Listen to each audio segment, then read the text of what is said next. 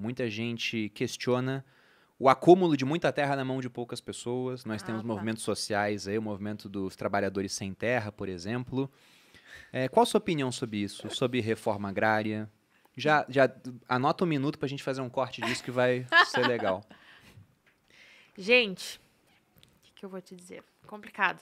Eu fiz um vídeo contra o MST esses tempos, que eles depredaram lá a ProSoja em Brasília, falando que o agro é fome, que o agro é mil e uma coisas.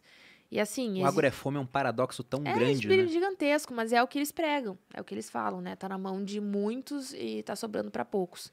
E aí entra o marco temporal também, a questão de terras indígenas, que falam que o produtor pega terras indígenas, enfim. E tem vários casos, Bruno e Malu, de corrupção nisso aí também, entendeu? Eu consegui uma terra, tirei uma família de uma terra e não produzi, vendi, passei adiante. Ou foi decretado pelo marco temporal que aquela terra é indígena e ficou lá abandonada, improdutiva, sem gerar renda para ninguém, muito menos para indígenas. Então, assim, essa questão de distribuição de terra é algo complicado, porque se tu tá com terra e tá produzindo nela e tá gerando renda, gerando empregos, o agro é um dos setores que mais emprega no Brasil. Então, se tu tá com uma área grande, e depende também, assim, no Rio Grande do Sul, a minha fazenda é de médio porte, não é de grande porte. No Mato Grosso, a minha fazenda significaria um sítio, porque lá a quantidade de terra é muito maior, entendeu? Então, assim, é aquilo que eu falo, os grandes produtores hoje têm muitas terras em pequenos produtores, mas são produtores que estão investindo muito nessa questão da descarbonização, da sustentabilidade, eles estão reinvestindo no agro brasileiro, eles têm gigantescas áreas de preservação permanente. E esse é outro assunto que eu quero puxar, que é ligado a isso, que a gente falou um pouco. A maior parte da preservação, que nem eu falei, está dentro de áreas privadas, né? Por causa da preservação permanente. Área de preservação, APPs, que chamam, né? Explica o que é obrigatório. Explica como que funciona. A porcentagem obrigatória numa terra de tu ter preservação. Então, por exemplo, na minha propriedade rural, a gente tem 47 hectares de mata nativa e floresta intocáveis. O que acontece? Eu fui numa ONG especialista em conservação da onça-pintada, que é um dos principais animais da nossa biodiversidade aqui no Brasil, e ele me disse que o produtor rural de grande escala, o grande produtor rural, tem um papel crucial na conservação da onça-pintada. Por quê? Porque ela se desenvolve dentro das áreas de preservação permanente que são intocáveis. Se tu tem uma área menor e tem essa área de preservação, não fica, é pequena e tem muito movimento. Tem cachorro, tem vizinho, tem maquinário, tem aplicação, tem um monte de coisa que acontece ali em volta e a onça não... Tem a caça, óbvio, porque se numa pequena propriedade a onça vai lá e vai comer o teu boi, tu vai deixar ela conviver em paz ou tu vai matar? Você mata ela. Vai matar. E na grande propriedade... Ela entra na tua casa e te mata. O que tu vai pensar? Eu vou agregar valor. Eu vou ter um selo do Instituto Onça Pintada e vou dizer que a minha carne preserva a onça pintada. Vou perder bezerro? Vou. Mas vou agregar valor na minha carne. Vou agregar valor no meu produto final. Pensando no que é melhor para ele mesmo, ele acaba melhorando a situação para a onça pintada. Entendeu? Então, assim, eu acho que é muito uma questão de ideologia também. Porque tu vai ter distribuição de terras, tu tem pessoas que construíram uma vida inteira numa propriedade, a família inteira trabalhando, geram renda para muita família e estão aí desenvolvendo o agro de uma maneira extremamente positiva e tecnológica e inovadora. E tu tem outras propriedades menores que estão fazendo a mesma coisa, só que de uma maneira um pouco mais lenta, porque não tem tanto essa questão de investimento, enfim, e tem que ter mais créditos também. A gente viu isso acontecer. Na verdade, a gente não viu acontecer na prática, mas morou em um estado onde isso tinha acontecido há pouco tempo. Quando a gente morou em Roraima, fomos para lá em 2017, o estado, anos antes, na época do governo Lula, passou por um movimento de desapropriação de terras para se transformar em reservas indígenas. Boa parte do estado lá, na verdade, Sim. Eu não vou lembrar agora o número certinho, mas se eu não me engano, se tirar tudo que era de preservação ambiental mais reserva indígena, não tem nem 20% do estado que é área produtiva de fato, né? E tinha gente que cultivava arroz, por exemplo, há alguns anos, né? Algumas gerações até. Tudo bem que tem uma discussão, mas tiraram a terra de quem quando foram para lá? Será que não era do índio antes? Então tem pontos a favor de ambos os lados, mas no final você tirou uma terra onde tinha gente produzindo e agora tem gente em algumas terras onde não se produz nada. Mas meu ponto sobre reforma agrária, né? Eu sou totalmente contra. Pelo seguinte, você vai dar na mão do governo esse tipo de poder de decidir quem vai ficar com a terra e quem não vai? Exatamente. Aí o cara vai virar o juiz disso no final das contas? Ah, mas na França, não sei o que, nos Estados Unidos foi expansão pro oeste. Aí eles foram lá demarcando as terras para as famílias. Agora você pega na Venezuela, um exemplo recente, o que eles fizeram lá? Venezuelanos hoje passam fome. E isso tem a ver com uma série de coisas.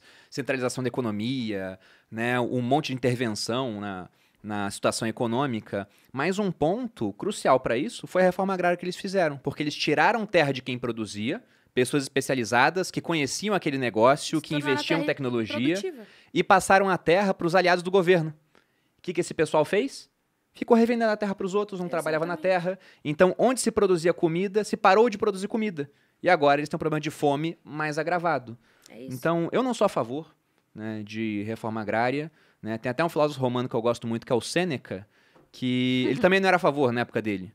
Porque na Roma Antiga tinha lá os irmãos Graco, né? Na época do Sêneca tinha um cara chamado Lívio Druso, que segundo ele, ele tentou aprovar leis tão revolucionárias e piores do que a dos irmãos Graco. Porque é dar muito poder na mão do governo decidir, essa tua terra aqui, não, isso aqui na minha opinião não é produtivo não, vamos pegar isso aqui e passar para esse movimento social para fazer sei lá o que no final das contas. Exatamente.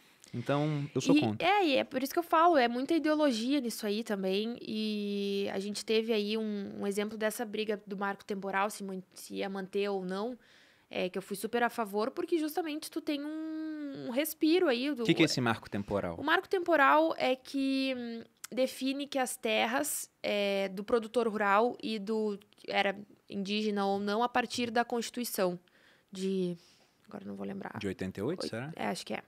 Então, a partir dali, os produtores rurais que estavam nas terras eram donos das terras. Antes disso, podia ter sido de índio, enfim, mas os produtores não iam precisar sair, né? Entendi. Então, e aí tem essa briga porque muitos indígenas falam, não, essa terra aqui já foi minha há 100 anos atrás e eu quero retomar ela para mim, entendeu? E daí tem produtores com produção, com família, com desenvolvimento, tudo lá, e estão querendo tomar as terras deles.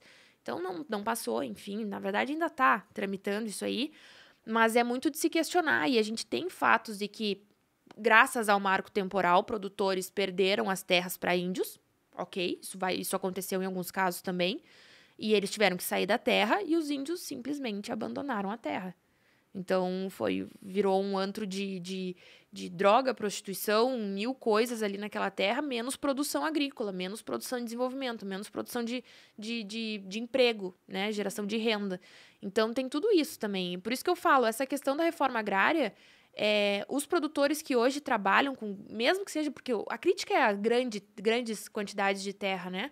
Eles estão empregando muita gente, eles estão movimentando a economia do nosso país, eles estão exportando, eles estão investindo em tecnologia, estão reinvestindo no agronegócio brasileiro. São peças cruciais tanto para a preservação da nossa biodiversidade quanto para a nossa economia. Então, se tu for repartir tudo isso agora, vou distribuir várias pessoas lá que não sabem plantar, que não sabem cultivar, que não tem dinheiro para começar a investir em maquinário, por exemplo, vai fazer o quê? Vai abandonar, ou vai tentar vender, ou não vai ficar ali. O cara não vai conseguir nem competir hoje em dia. O preço que ele vai ter na comida dele vai ser muito mais alto do que o do grande produtor. Eu tenho muito cuidado em falar sobre isso, por isso que eu fiquei até um pouco assim, porque porque assim, eu conheço pessoas assentados que são muito legais, entendeu? Por isso que eu não gosto de generalizar. E eu sou defensora do agro, né?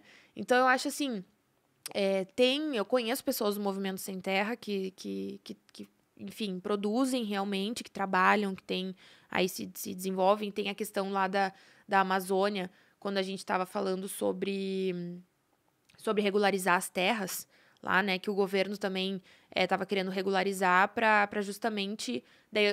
foi isso que eu falei, que eles derrubaram, que era o... Lembrou. Que a Anitta e a Luísa Mel fizeram uma campanha que estavam querendo favorecer grileiros na Amazônia. Não sei se vocês ouviram isso. Que era para regularizar as terras de mais de 800 mil famílias que tem lá, que são pequenos produtores. E o governo queria ir lá regularizar para essas famílias conseguirem acesso a créditos, para conseguirem investir 800 mil famílias? 800 mil famílias. É muita gente. E aí eles estavam falando que eram 800 mil grileiros. Mas não são, entendeu? As pessoas foram lá O que é grileiro? Grileiro é que rouba a terra, desmata pra vender, entendeu? Aí fala que a terra é dele, usava um xixi do grilo pra deixar o documento com a cara de mais antigo. Exatamente, a história começou assim. Que coisa. Pra dizer que realmente Detalhes era. Mas, enfim, aí foi esse movimento que teve e eles conseguiram derrubar e as famílias ficaram sem acesso a crédito. Então, assim, eu tenho um cuidado em falar sobre isso porque tem muita gente boa querendo espaço pra trabalhar.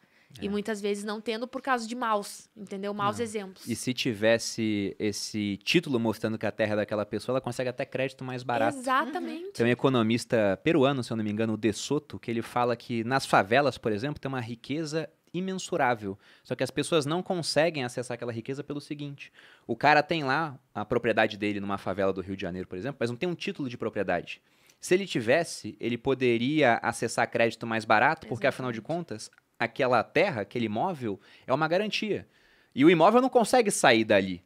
Então ele consegue, ao invés de pagar juros de 2 dígitos, às vezes pagar juros de 1 dígito. Se ele tivesse o título. Como ele não tem, ele acaba sendo excluído desse mercado de crédito mais barato. E a mesma coisa com o produtor rural que não é dono da sua terra no papel. Exatamente isso. Ele tem dificuldade em conseguir crédito, em investir na terra, investir em maquinário. Maquinário agrícola é caro. Caríssimo. Para te começar a ter um trator na tua fazenda é caríssimo. Então, tem produtores que não conseguem nem dar esse primeiro passo porque não tem o título da terra. E a gente estava defendendo que eles conseguissem. Até porque fica muito mais fácil para tu regular a questão do desmatamento. Porque daí tu consegue multar, tu consegue ir lá, tu consegue... Porque eles têm deveres Tem também, dono, né? Tem dono, entendeu? Porque agora fica muito difícil o governo ir lá e falar porque a terra não tem dono. Então, regulamentando isso, tu consegue cobrar. Muito mais. E garantir um controle maior, inclusive no desmatamento da Amazônia. Mas não, era a PEC dos grileiros, era não sei o quê. E aí caiu e parou de ser discutido. No final, chegamos à conclusão que eu já defendo há muito tempo, quem fez o V de Renda sabe disso, de que a propriedade privada é uma forma de resolver conflitos. Sim. Com certeza. Se o negócio é meu, não pode ser seu. Até animais reconhecem a propriedade privada. Se um lobo entra no terreno do outro ali, ele sabe que vai dar briga se ele não sair. Fica na ameaça e o outro vai embora. Então, propriedade privada é isso. Você pega, por exemplo, um condomínio. Qual é a área mais propensa a ter problemas? É a sua casa, que é sua e todo mundo sabe disso? Ou é uma área comum que é de todo mundo e como é de todo mundo não é de ninguém? Aí todo mundo quer dar opinião. Então tem que ter propriedade privada no final das contas.